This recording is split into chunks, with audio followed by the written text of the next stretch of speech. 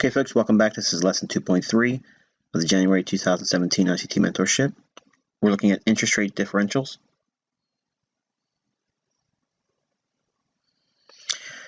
Okay, central bank interest rates. If we're going to be looking at a macro view, it really needs to start here. And there's several places on the internet you can go to get this list, but this is the global currency interest rates from the central banks. This is the list that you can get from fxstreet.com. You can do a simple Google search, and in the notes for the PDF, I'll have all the links for all these things, even though they don't show up in the actual presentations. In your PDF file, like I said, the notes will be rich with details about where to get the information from and what you can do with it. But this list is from fxstreet.com. And what you want to do is when you look at the list, and obviously it's a rather anemic list of interest rates currently in the current state of the global economy, but generally there's always going to be a higher interest rate among another currency versus another country. And basically what you're going to do is you simply look for a currency or country, in this case, that has a high interest rate. As you see here, the highest on this list is the Reserve Bank of New Zealand. The second in the high end of the interest rates would be the Reserve Bank of Australia. And obviously the low end would be the Bank of Japan and the Swiss Bank and the European Central Bank at 0. We're going to go through this in 2 passes. In other words, we're going to find 2 trading examples on a higher time frame basis using interest rate differentials, starting with the interest rates that are pegged at the central bank level.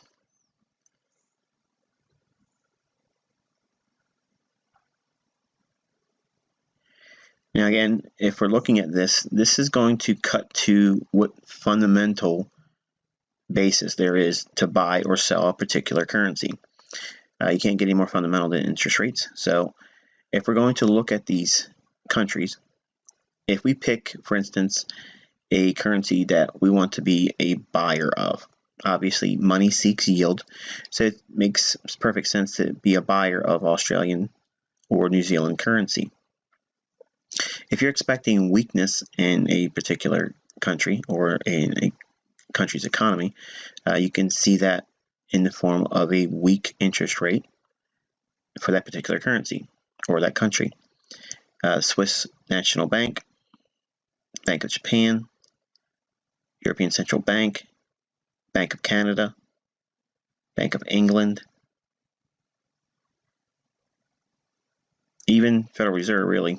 It's very low end on the interest rate curve based on this list here. So if we were to take a look at these countries, we could build a model on a higher time frame basis on long-term macro trades, which have the most opportunity to move based on a fundamental establishment of interest rates being utilized for the selection process. Put in other words, funds will seek to trade high yielding currencies and place that against a weak yielding currency. And they will look to buy strong currencies and sell against weak currencies, and they will look to sell against currencies and buy against strong currencies. In other words, they're going to be buying strong pairs and selling weak pairs.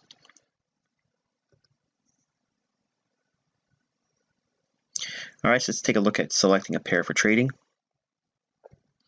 First thing you do is you want to look for a country that has a high interest rate. Then you want to select a country with a low interest rate. Now, it doesn't have to be the lowest of the low, and it doesn't have to be the highest of the high. It can be just a very strong difference between the 2 interest rates. And then obviously once you select the high end and the low end currency or country in its respective currency, obviously, you're going to determine the forex pair coupling based on those 2 respective countries. For an example, we're going to assume that the Australian dollar is our selection for our high interest rate yielding country, and the interest rate comes in at 1.5%. And we're going to pair that up with a weaker currency from the Federal Reserve, which is the US market, with a 0.75% or 3/4 point. Now, I'm going to have to remind you that this data is factored in with a interest rate hike of 25 basis points. So at the time of the trade we're going to actually review, the Federal Reserve central bank rate was at 0.50. But when we look at this, the way we couple that up for a Forex pair, obviously the Australian dollar pair is what we'd be looking at. Once we arrive at our currency that we're going to be focusing on, being a buyer of, buying strength against a weaker currency, for instance, the dollar index here, we're going to be looking for strong support on a higher time frame chart. Now we're thinking long-term macro perspective, so we're only looking for large moves in a fund level trend following idea. But before we get to that point, we have to expect some sizable move that's going to be positioned with big flows behind it. Again, we're fundamentally aligning ourselves with the central bank interest rates. We're coupling a pair based on a high yield interest rate, 1.5%, versus a half of 1% at the time of the trade. But in this case, we have to show the numbers as they are here now, 0.75%. We wait for smart money clues that it's being bought. Now, we went through several of those things that indicates that in the mentorship so far, but we'll revisit a few of them for this example. Seasonal tendency and or open interest can confirm this. So there's our two elements of smart money tools that we can use. It doesn't have to use every possible scenario. We only need one or two to confirm. And we are looking for US dollar index directional confirmation that qualifies the setup.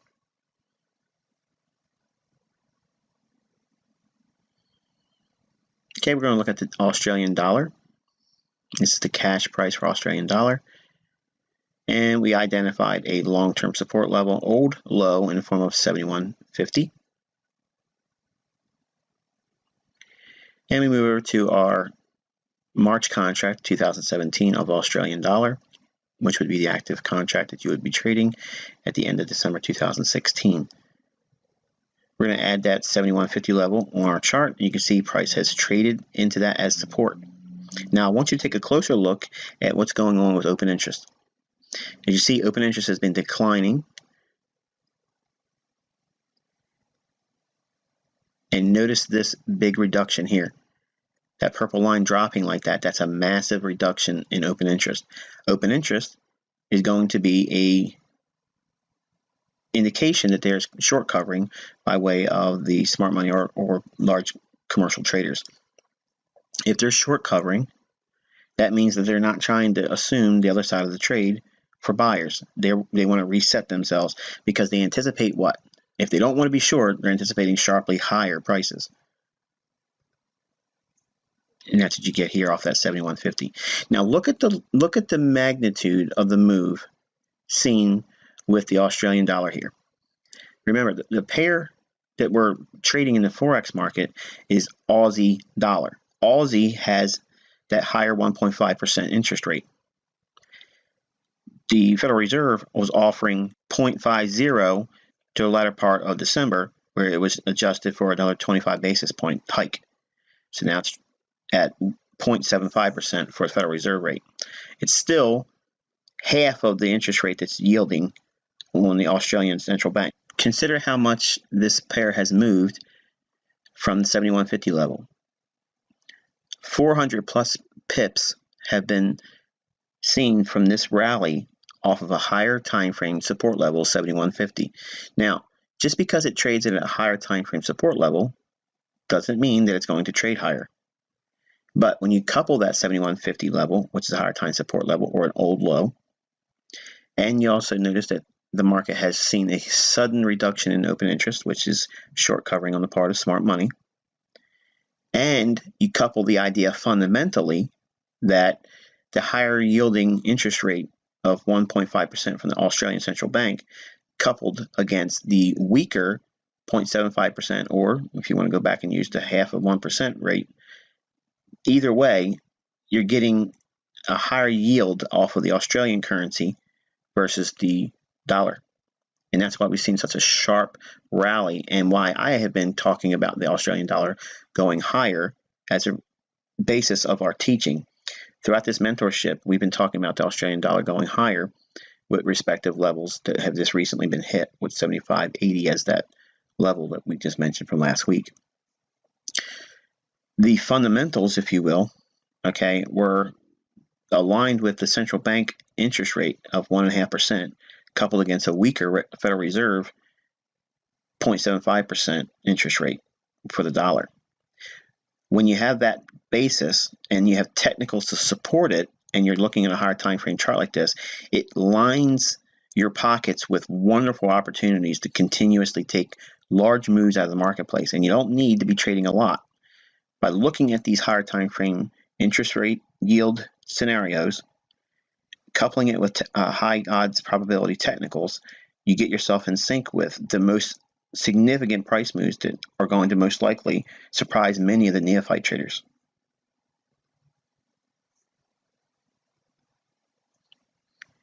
You can see also that we had a higher high in the dollar index when we failed to make a lower low in the Australian dollar.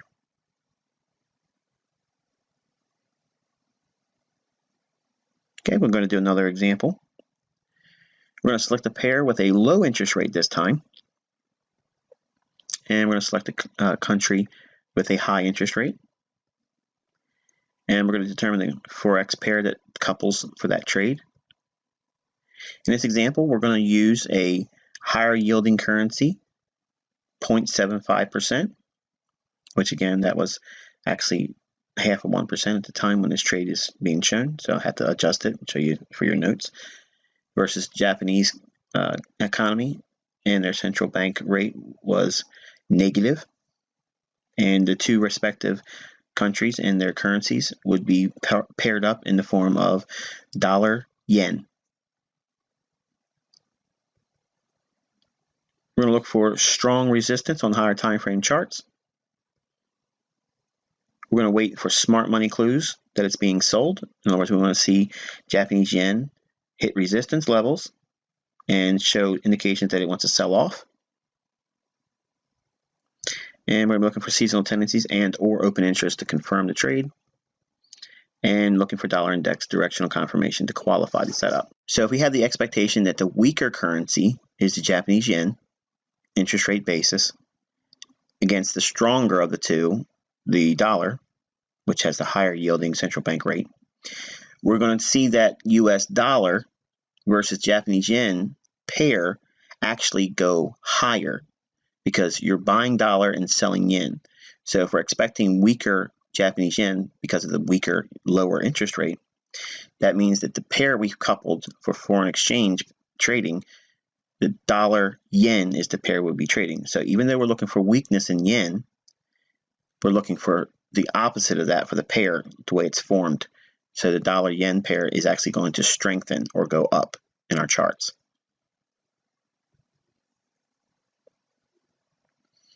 As it relates to the cash, you can see the weekly chart here and a bearish order block at the 9,800 level right here. And that would set the stage for a move. And this is the cash price of the Japanese yen. And price trades up into that 98 big figure. And weakness is seen from that point on. Now, obviously, this is seen on the heels of the Donald Trump election. But nonetheless, this move, many hundreds of pips, well over 1,200 pips of a price move. And again, it's based on the central bank interest rate and the differential between the two. And by having that coupled with strong technicals, seasonal tendency, understanding that the market was expected high volatility because of the election, this massive decline seen in the cash price of Japanese yen is also seen in understanding because of our analysis, or my analysis as we were going through the mentorship, why I was calling the dollar yen higher. all those factors for leading us up into those commentaries, this was the basis behind it all, having the higher yielding interest rate of the dollar versus the weaker currency interest rate of the yen, and coupling that with the technicals that we teach or use in the inner circle trader repertoire. It gives you these massive price moves based on a higher time frame premise. So you're using these things, again, you're not using them to day trade, you're not using them to facilitate short-term trades. But if you trade in that direction, obviously your trades will be a lot higher probability, but they're more inclined to be used on a higher time frame basis, because the large funds, because of the nature of their trading style, their trend following in nature, they're going to look at fundamental reasons to trade specific currencies. And if you look at the moves that's transpired in the last 3 to 6 months, all of the big moves come by way of the information that's drawn by the differentials that we've discussed so far here, and the method of using those central bank interest rates, pegging them together to get specific currency pairs and having technicals align. You'll be able to see that footprint of large flows and funds pouring money into a particular currency. If you look at the dollar-yen pair in relationship to this, in November you would see a strong buy or a low in that particular currency pair.